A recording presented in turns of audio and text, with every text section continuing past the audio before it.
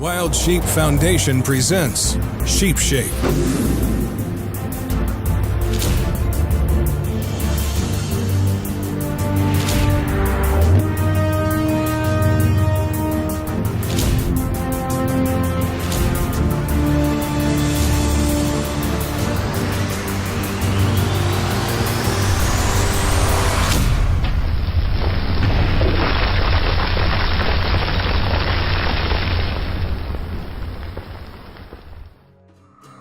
Rick Carone has saddled up and rode for hours over the ridges and through the valleys of the Yukon. He's put boots on the ground, stalked a ram, and sent lead downrange.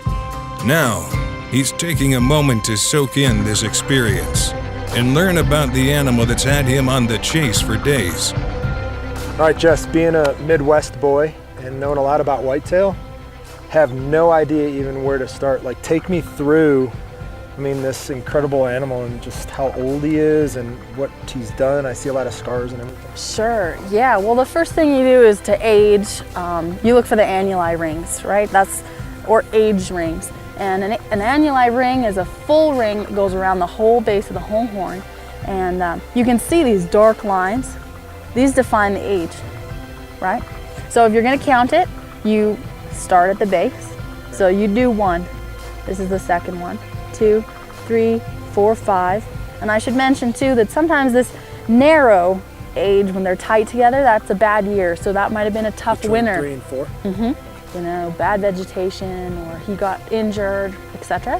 All right, so that's 4, 5, 6, 7, 8, 9, 10, 11, 12. I'm gonna say 12.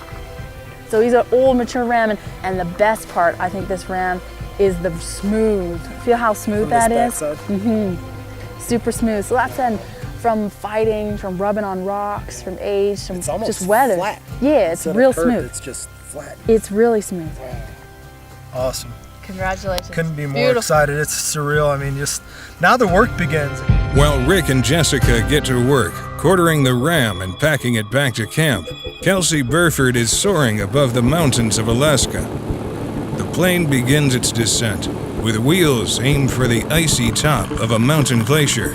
Kelsey hopes the sheep are waiting for her there.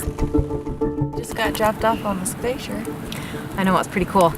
Camp is about a mile down canyon, and then hopefully we can make a stock on some sheep tomorrow, but we've got to get going on this glacier because it's going to be dark soon.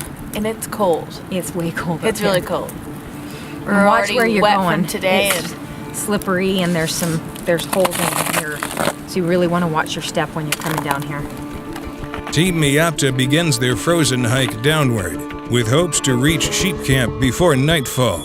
Meanwhile, in the Northwest Territories, Chad Hall and his guide Kelly Weeb have located a band of shooter rams. They take a seat up high to assess the situation. Well, you got 3 right here on this drainage. 1 here. There's 1 to the left, and there's 2 right here. Darkness is beginning to set, so their sheep stock will have to wait until morning. Chad and Kelly know the importance of patience, but the Northwest Territories have a way of wearing patience thin. Meanwhile, a few hundred miles to the northwest, Team Stack-On has started processing Rick's Yukon Ram. They've got a long, heavy haul ahead of them. The rain that relented just hours ago is reviving itself with each slice of the hide. Their first priority is to get the ram off the rocks and back to camp. About 100 miles to the southeast, a satisfied Patrick Scroggin is sinking his teeth into a camp-cooked cut of hard-earned ram meat. We made it back, and Megan and Michael cooked up the sheep for us. It was phenomenal. Had some macaroni and cheese, get some of that energy back. But now it's time to hit the sack. I'll sleep good tonight, but we'll see what we got planned for tomorrow. Might go after a caribou now, so we'll see. Man, I don't know. Today was an awesome day. I think I proved a lot today. I did my best to carry my own weight. I just try to take it slow, be careful. I didn't want to fall. You know, it's always good when everybody has a good attitude and you work well as a team. And I think we all have. I mean, this has been an awesome team, the G7 team. But yeah, this has been an amazing, life-changing experience for me. Man, thank you, everybody.